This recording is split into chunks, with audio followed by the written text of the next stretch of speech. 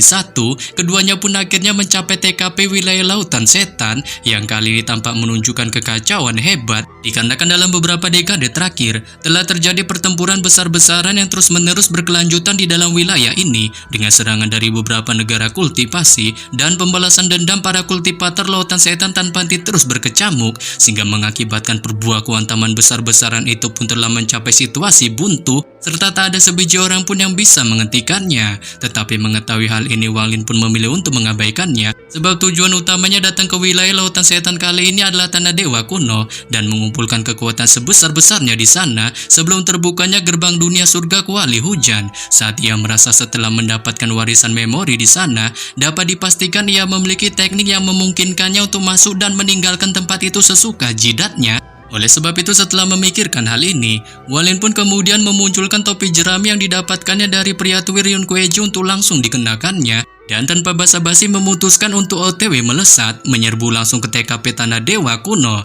Dengan selama penerbangannya ini di bawah pengaruh topi jerami, beberapa praktisi yang kali ini sedang melakukan pertempuran di Lautan Setan pun tak ada yang sedikit pun berani menghalangi jalannya dan membiarkannya lewat begitu saja saat mereka hanya terfokus pada pertempurannya tanpa peduli sedikit pun akan sosok Wang Lin sehingga membuat pertempuran di Lautan Setan ini pun terus memanas tanpa menunjukkan sedikit pun tanda-tanda berhenti. Namun selama pertempuran ini, itu pun semuanya tampaknya telah dikendalikan, jadi hanya praktisi formasi inti dan di bawahnya saja yang join dalam pertempuran, dengan praktisi di atasnya jarang sekali memasuki pertempuran, yang dari kelihatannya kedua belah pihak tampaknya sedang menyimpan kekuatan mereka untuk pertempuran besar berikutnya. Saat dengan demikian tidak ada yang peduli sama sekali untuk menghentikan Wang Lin, yang bahkan beberapa praktisi formasi jiwa sekalipun hanya membiarkannya lewat begitu saja, tanpa ada yang berani sedikit pun berniat untuk menyenggolnya, sehingga buat Wang Lin pun secara leluasa terus meningkatkan kecepatan penerbangannya dengan setelah beberapa hari melakukan penerbangannya ini dalam kecepatan kilatnya. Wang Lin pun akhirnya tiba di TKP wilayah bagian dalam Lautan Setan dan kemudian mengeluarkan sebuah peta untuk memeriksa lokasinya saat ini sebelum memutuskan untuk melakukan perpindahan lagi menuju 100.000 mil ke arah timur, tempat wilayah bernama Bintang Pecah yang Kacau berada. Namun tepat ketika Wang Lin baru saja beberapa mil melakukan penerbangan, gelombang awan merah pun tiba-tiba muncul di arah kejauhan di depannya dan dalam sekejap mata semakin dekat dengannya saat di dalam gelombang awan merah itu ada seekor binatang buas yang tampak sangat misterius. Memiliki penampilan seperti kura-kura naga bertubuh sangat besar di balik tanduk setengah bulan yang terus melepaskan cahaya hitam. Dengan di punggungnya kali ini ada seorang pria tua mengenakan jubah abu-abu memiliki labu merah besar di sisinya. Setelah melihat binatang kura-kura naga dan pria tua itu, Wang Lin pun spontan langsung teringat akan sosok tuirnya dengan beliau ternyata merupakan orang yang telah meninggalkan batasan padanya ratusan tahun dahulu dan menyuruhnya untuk pergi ke papilun pemurnian harta karun sehingga buannya pun yang mengetahuinya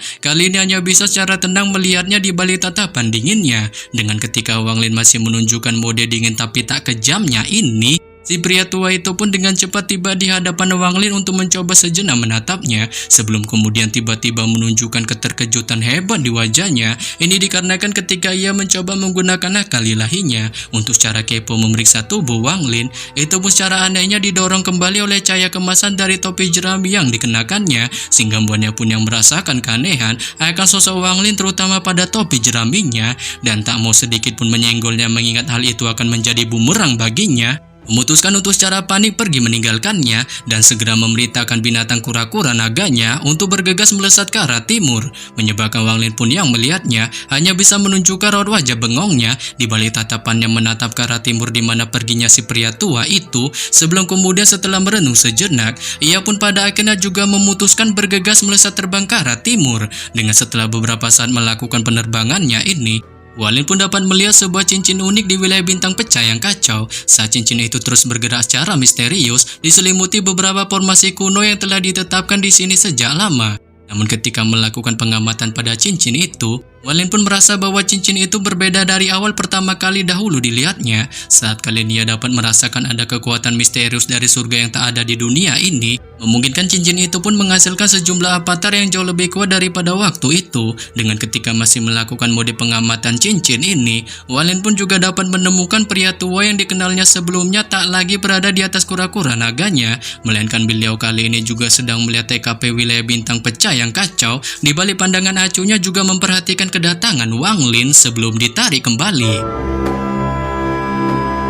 Setelah Wang Lin melihat sosok si pria tua yang dikenalnya itu, ia pun yang melihatnya hanya menunjukkan mode ketenangannya sebelum kemudian mencari tempat untuk duduk memasuki mode memulihkan kondisi tubuhnya yang meskipun ia kali ini memejamkan kedua matanya tanpa sedang larut dalam mode pemulihannya itu, nyatanya indera ilahinya pun masih tetap menunjukkan kewaspadaannya sebab ia ingin melihat apa tujuan sebenarnya pria tua dikarenakan seumur hidupnya ia pun belum pernah sedikit pun mendengar api aurora itu sehingga membuatnya pun spontan bertanya-tanya mengenai gerangan hal ini. Dengan setelah sejenak memikirkan hal ini, ia pun membalas ajakan itu dengan penolakan sembari bilang bahwa ia tak tertarik sedikit pun untuk bekerja sama, menyebabkan si pria tua itu pun yang mendengar penolakan ini hanya bisa menggelengkan kepalanya tak berdaya tanpa menunjukkan rasa kecewanya sebelum kemudian memutuskan untuk berbalik menghadap ke arah cincin di TKP bintang pecah yang kacau dan memerintahkan binatang roh kura-kura naganya untuk menghancurkan TKP bintang pecah yang kacau. Saat ini pun membuat si binatang roh kura-kura naga menunjukkan kepatuhannya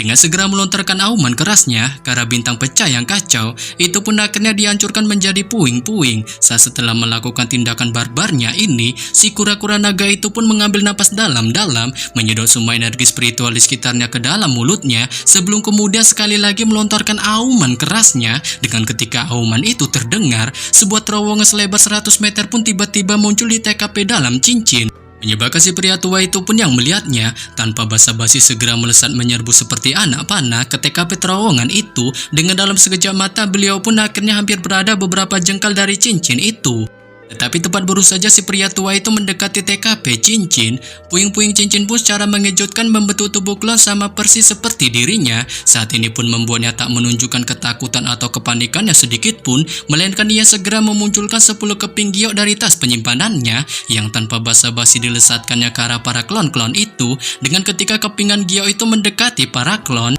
itu pun tiba-tiba meledak menjadi awan debu perak yang secara misterius juga berubah menjadi tubuh klon sama persis seperti si pria tua, dan itu pun langsung memblokir para klon yang terbentuk dari puing-puing sehingga momen ini pun langsung dimanfaatkan si pria tua untuk bergegas melesat ke TKP bintang pecah yang kacau dan sampai di depan TKP cincin sebelum kemudian bersama dengan binatang roh kura-kura naganya beliau pun pada akhirnya bergegas melesat memasuki TKP dalam cincin.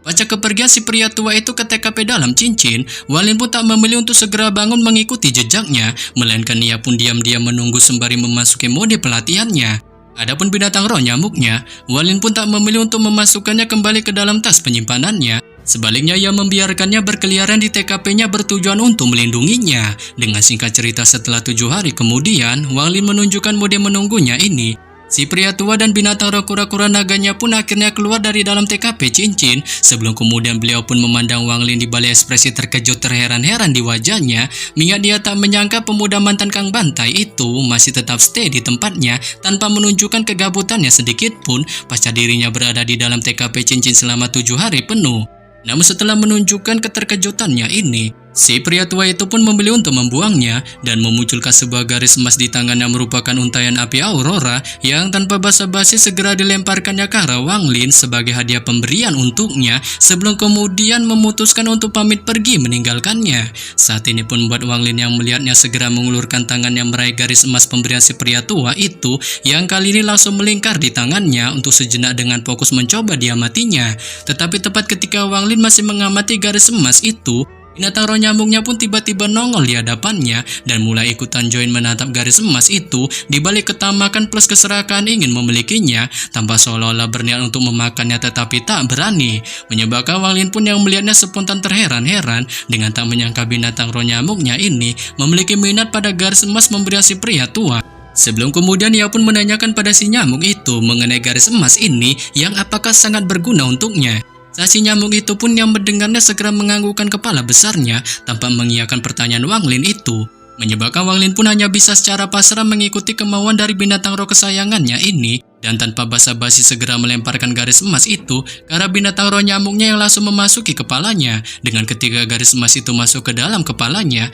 binatang roh nyamuk itu pun tiba-tiba mengeluarkan rintihan kesakitan, sehingga buat Walin pun yang melihatnya spontan menunjukkan kepanikannya tanpa sedikit mengkhawatirkan akan binatang roh kesayangannya itu. Tetapi setelah mengalami keterkejutannya ini, ekspresi di wajahnya pun tiba-tiba mengalami perubahan. Ini dikarenakan setelah beberapa saat binatang roh nyamuknya itu menunjukkan mode suramnya, suara letupan pun datang dari tubuhnya dan dalam sekejap mata, tubuhnya pun tanpa diduga tumbuh membesar 3 kali lipat lain seperti sebuah bukit kecil dengan belalainya tampak lebih sangar, sehingga buahnya pun kali ini terlihat tampak lebih menakutkan. Menyebabkan Walin pun yang melihatnya hanya bisa menunjukkan rasa takjubnya dan memilih untuk menyerapnya kembali ke dalam tas penyimpanannya. Sebelum kemudian memutuskan untuk melesat ke TKP cincin di wilayah bintang pecah yang kacau. Saat ketika sampai di depan TKP cincin itu, Walin pun memilih untuk tak berhenti sejenak. Dengan pada akhirnya, ia pun bergegas secepat kilat memasukinya, OTW menuju ke TKP Tanah Dewa kuno.